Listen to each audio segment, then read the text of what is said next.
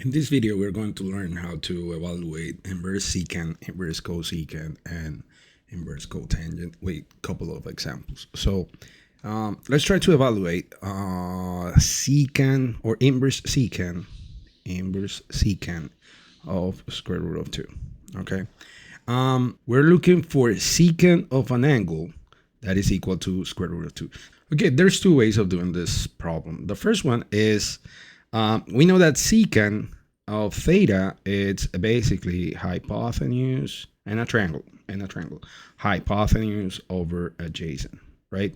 And basically what I'm looking for, it's a triangle in which the hypotenuse is square root of 2 and the adjacent of an angle, for an angle, my bad, it's going to be 1, right? And we have a triangle that relates these two values for secant. That triangle is the 45,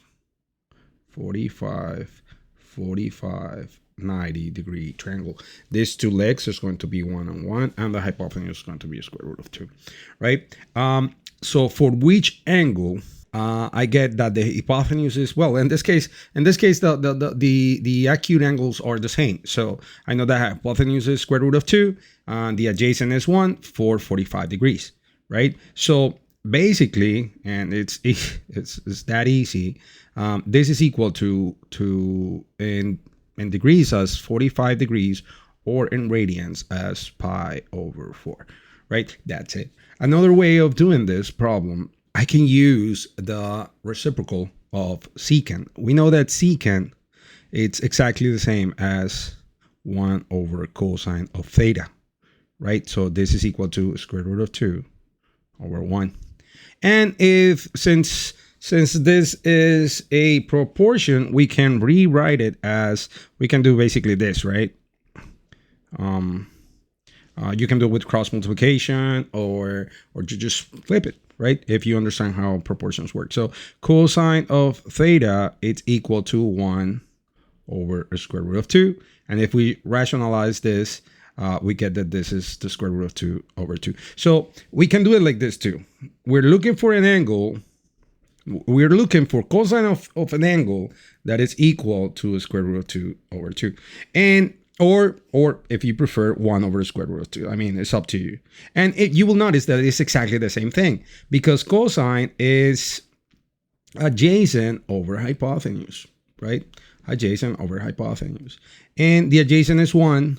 The hypotenuse is square root of 2 for 45 degrees. So theta will be 45 degrees, or pi over 4. Exactly the same that we did before. This method is going to be really useful when we use the calculator to evaluate inverse secant, or inverse cosecant, or inverse cotangent. Okay, what if we try to evaluate inverse cosecant of 0? Okay, inverse cosecant of 0. Remember, we're looking for cosecant of an angle that will give us 0, right? We have to, we pretty much know that every time that we're dealing with -1, 1, 0, and whatnot, we're going to do it on the unit circle, right? So we have the unit circle. We know that here we have basically this terminal point is going to be 1, 0. This terminal point here is going to be 0, 1. This one, -1 and 0. And this one will be 0 and -1. Yeah, my bad. All right. So when do we get 0 for cosecant of an angle? We know that cosecant of an angle as a function, it's equal to 1 over y, right? And we also know that all these are coordinates. This is x and this is y. Okay, one thing that we need to remember is that for cosecant, the range must be in between -pi over 2 and pi over 2 without the 0, right? It cannot be 0.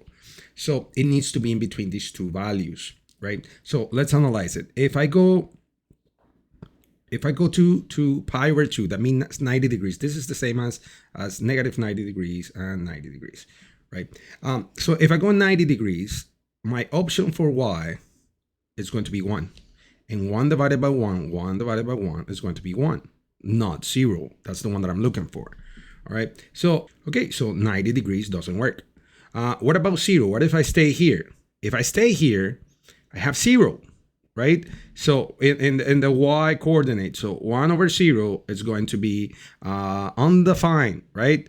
Undefined. It's going to be undefined. So nope, that doesn't work. Let's go for negative 90. Negative 90 is going to be the y coordinate for negative 90 degrees, or negative pi over 2 is going to be negative 1. So 1 over negative 1 is negative 1, not 0. So if you analyze this with this couple of values that we know that we can use to prove that, we notice that this is actually undefined. There's no angle for cosecant that will give us 0.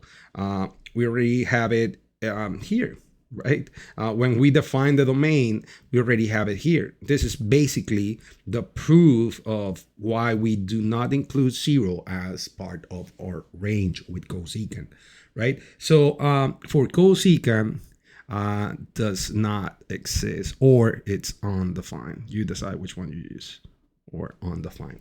Okay. All right, let's do another example. What if we try to evaluate cotangent, inverse cotangent of negative square root of 3? Okay, remember that for inverse cotangent, we know that the range must be in between 0 and pi. Remember that.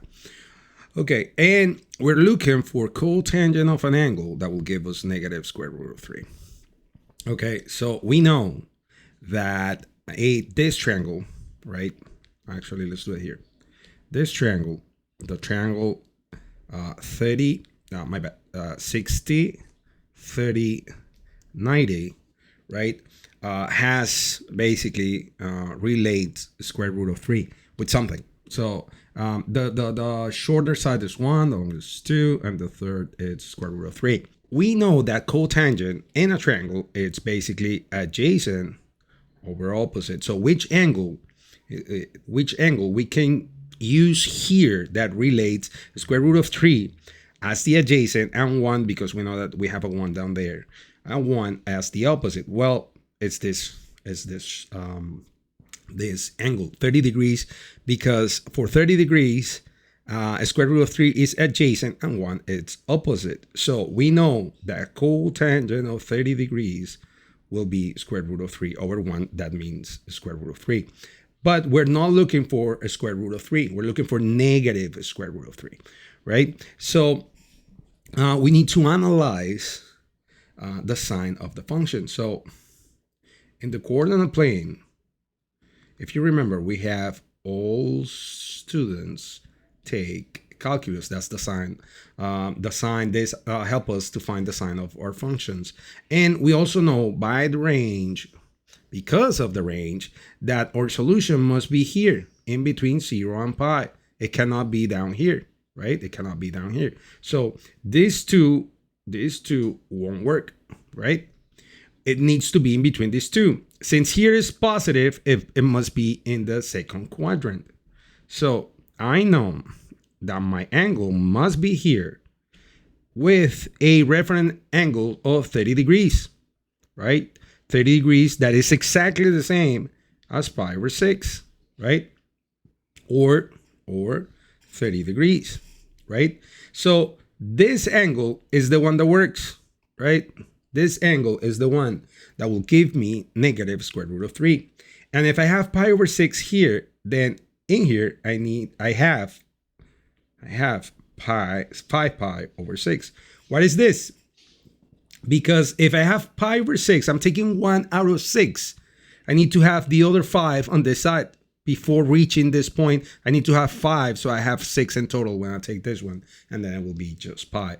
So it will be 5 pi over 6, or in other words, if everything is 180 degrees and here is 30, 180 minus 30 will be 150 degrees. So my solution will be 5 pi over 6 or 150 degrees, right? That should be my solution. Let's do another one, and this time let's use a calculator. What if we try to evaluate inverse secant of 3, right? Again, if we do the analysis, we're looking for secant of an angle that will give us 3, right? We know that we cannot find this in a triangle, at least not in the ones that we always use. So we're going to use the other method. So we know that secant of theta is the same as 1 over cosine of theta, that is equal to 3. We have a 1 here, so we can flip it since it's a proportion, and we get that cosine of theta, it's equal to 1/3. And we know that we can rewrite this as inverse cosine of 1 over 3, right?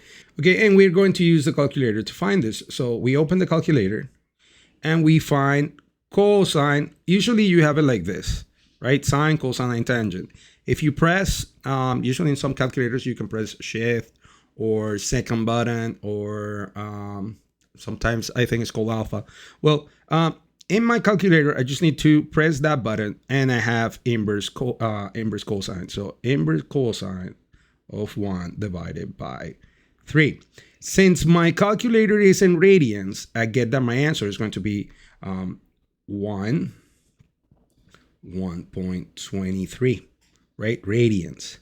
If I want it in degrees, then I just need to change my calculator to degrees, and it will be this one right here, 70.53 degrees, right? So let's close this, and we know that our answer for inverse secant of 3 is going to be 1.23, or in degrees, 70.53 degrees. That's it. That's how you use the calculator to find secant. For example, let's do one for cosecant, and you can do on your own cotangent. All right, let's try to evaluate inverse cosecant of -3, right? So, like I said before, we know that we're looking for cosecant of an angle that will give us -3. But cosecant of theta, it's the same as 1 over sine of theta, equal to -3.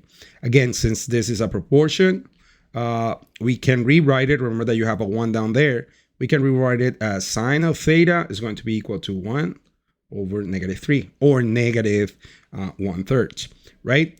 And we can rewrite this as sine, or inverse sine, my bad, of -1 over 3. All right, let's use the calculator again, and what we're looking is for inverse sine of -1 divided by 3, right? Since I didn't change, because of the previous problem, I didn't change the calculator from degrees to radians. This is giving me my answer in degrees. So I know that theta must be -19.47 degrees. If I change it to radians, then I know that it's going to be -0.34, basically. 34 radians, right? So that will be my answer for this problem. So remember, inverse cosecant of -3 is going to be -0.34 radians, or -19.47 degrees. All right, so I hope that this is clear enough for you to understand how to evaluate inverse trigonometric functions, especially for secant, inverse secant, cosecant, and cotangent. All right, see you in the next one.